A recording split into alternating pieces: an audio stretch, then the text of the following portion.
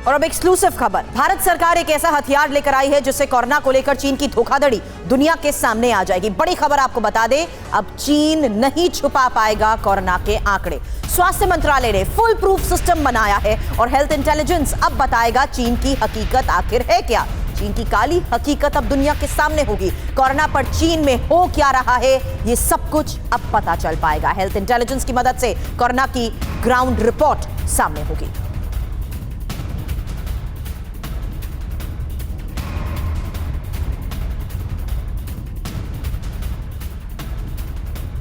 ये जानना जरूरी है कि आखिर ये हेल्थ इंटेलिजेंस है क्या। हमारे सहयोगी कुमार कुंदन इस वक्त हमें ज्वाइन कर चुके हैं। कुमार, सब जानना चाहते हैं क्या है आखिर ये हेल्थ इंटेलिजेंस, कैसे पता लग पाएगी चीन की हकीकत।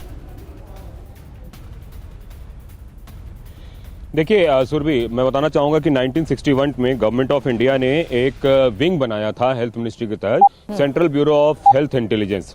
इसका काम ये था कि डेटा, ये अनार उगा के हर साल 1 एकड़ की जमीन पर 10 लाख कमा रहे हैं। उनसे सीखना है तो फ्रीडम ऐप को अभी डाउनलोड कीजिए। इकट्ठा करके और तमाम तरह के एपिडेमियोलॉजी के बारे में बताना सरकार को, और उसकी क्या रेमेडी हो सकती है ये भी बताना। लेकिन डॉक्टर मनसुख मंडाविया जब से आए हैं तब से उन्होंने इस विंग को काफी ज्यादा स्ट्रेंथन किया है, और स्ट्रेंथन करने के बाद इन्होंने कई तरह की उसमें नई तकनीक लाई है और इनोवेटिव तरीके से, इस तरीके से ह्यूमन इंटेलिजेंस और साथ साथ कंप्यूटर के माध्यम से कई सारे डेटा इंटेलिजेंस दोनों को गैदर करके एक ऐसी जानकारी इकट्ठा करने की कोशिश की है जिसके आधार पर किसी भी रणनीति को बनाया जा सके।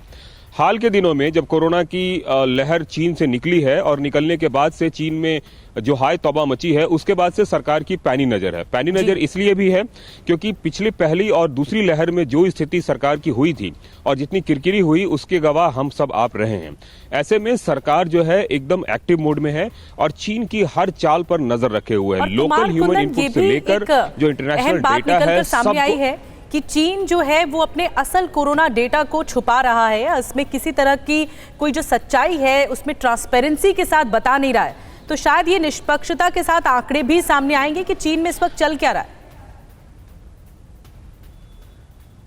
बिल्कुल निधि, और मैं आपको बताऊं, जो स्वास्थ्य मंत्रालय को जानकारी मिली है उसके हिसाब से चीन में एक मरीज को डॉक्टर के पास पहुंचने में 4 घंटे तक लाइन में लगना पड़ रहा है। इस तरह के इनपुट्स हैं और कई सारे वीडियोस भी वायरल हुए हैं जिसमें कि शमशान गृह से लेकर तमाम तरह की चीजों को दिखाया गया है कितनी परेशानी है।